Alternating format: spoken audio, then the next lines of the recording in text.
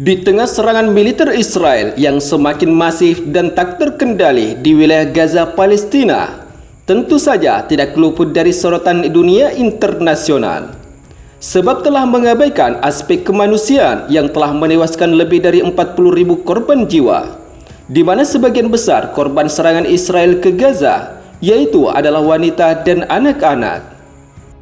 Serangan Israel yang menimbulkan kecaman dari berbagai negara tentunya tidak hanya membiarkan beberapa negara Muslim dan negara Arab lalu berdiam diri, yaitu di KTT OKI Liga Arab pada 11 November 2024. Dalam KTT tersebut dibahas persatuan negara-negara Muslim dan Liga Arab untuk bersatu dan memperkuat hubungan antar negara untuk menghentikan serangan militer Israel ke wilayah Gaza, Palestina. Tidak hanya itu, dalam konferensi tingkat tinggi tersebut, seluruh negara diminta untuk memutuskan hubungan kerjasama terhadap Israel dan mendukung penuh kemerdekaan Palestina dari penjajahan. Sementara di sisi lain, di tengah serangan Israel ke wilayah Gaza, Palestina, sikap atau komitmen dukungan Indonesia kembali menjadi sorotan internasional. Pasalnya Presiden Prabowo Subianto kembali menyatakan bahwa Indonesia siap mengirim pasukan perdamaian untuk mengatasi genosida di Palestina jika dibutuhkan. Hal tersebut disampaikan oleh Presiden Prabowo Subianto saat melakukan pertemuan bilateral dengan Sekretaris Jenderal Perserikatan Bangsa-Bangsa pada 17 November 2024.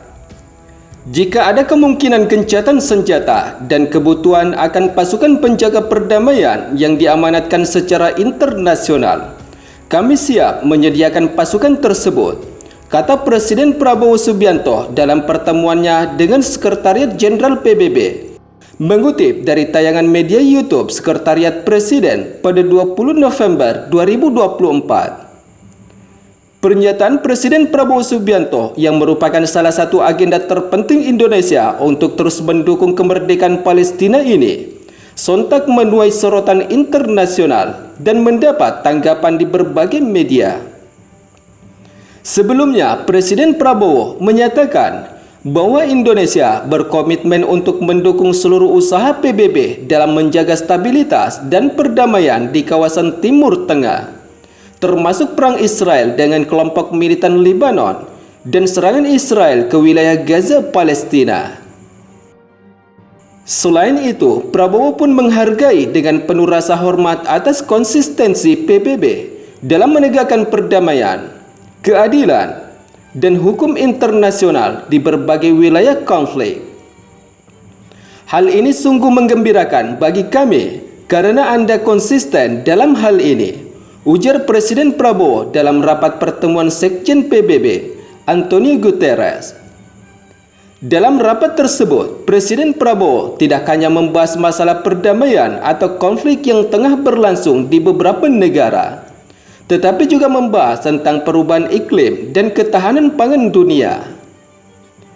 Apresiasi Presiden Prabowo terhadap Sekjen PBB disampaikan dengan sikap konsistensi PBB terhadap banyak isu yang menjadi perhatian dalam situasi saat ini, terutama isu ketahanan pangan, kemiskinan, pelanggaran hak asasi manusia terhadap hukum internasional, dan khususnya di wilayah Palestina.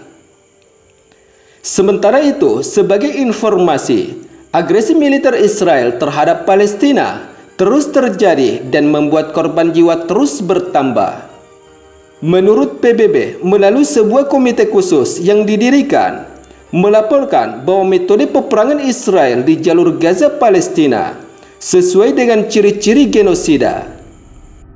Selain itu, menurut laporan komite khusus tersebut yang dirilis pada 14 November 2024, korban jiwa massal dan kondisi mengancam nyawa yang terjadi di Gaza dilakukan secara sengaja oleh militer Israel. Pernyataan itu muncul bersamaan dengan laporan Human Rights Watch yang menuduh pemindahan paksa warga Gaza, Palestina oleh Israel sebagai kejahatan terhadap kemanusiaan. Namun walaupun ada peringatan tersebut, Israel menolak klaim HRW dengan menyatakan bahwa upaya mereka hanya difokuskan untuk membongkar kemampuan teroris Hamas, bukan terhadap penduduk Gaza. Pernyataan PBB terkait genosida di Palestina ini adalah merupakan yang pertama kalinya di mana sejak perang Israel-Hamas telah menewaskan lebih dari 44.000 jiwa yang dianggap memenuhi kriteria sebagai genosida. Sebab sebelumnya, lembaga-lembaga PBB jarang menggunakan istilah genosida untuk menyebut tindakan atau serangan Israel terhadap warga Palestina.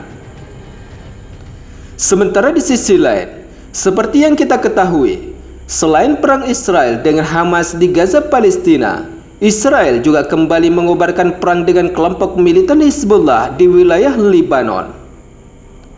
Dalam serangan Israel ke wilayah Libanon ini, tentunya menuai perhatian dan kekhawatiran internasional. Sebab tidak jarang menjadikan pasukan perdamaian PBB turut menjadi korban dalam setiap aksinya. Seperti yang kita ketahui, Israel dan kelompok militan Hizbullah Libanon telah mulai saling menyerang sejak September 2024 yang menewaskan ribuan warga Libanon. Namun dalam aksi saling serang tersebut, hanya misil atau senjata Israel yang menyasar personel atau markas PBB.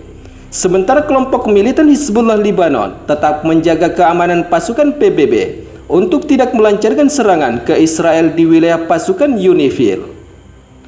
Karena hal tersebut, sehingga berbagai negara turut mengecam aksi militer Israel yang tidak pandang bulu, yang menyebabkan beberapa personel pasukan UNIFIL mengalami luka-luka dalam serangan tersebut. Mengutip dari beberapa sumber media informasi terkait, pada 21 November 2024, untuk yang terbaru dalam serangan militer Israel ke wilayah Libanon terhadap kelompok militan Hizbullah, membuat 6 orang pasukan perdamaian Malaysia, 2 orang pasukan UNIFIL Indonesia, dan pasukan Sri Lanka menjadi target serangan sejak serangan Israel ke Libanon pada 9 September 2024 hingga saat ini.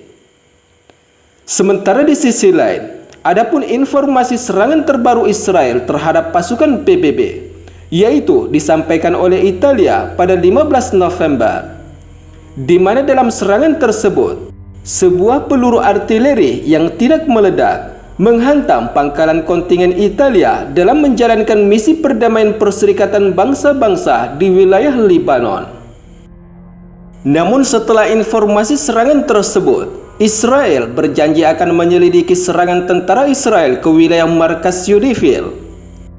Sementara pemerintah Italia dalam sebuah pernyataan mengatakan bahwa Menteri Luar Negeri Italia Antonio Tajani berbicara dengan Menteri Luar Negeri Israel Gideon Saar dan memprotes serangan Israel terhadap personel dan infrastrukturnya di pasukan sementara PBB di Libanon.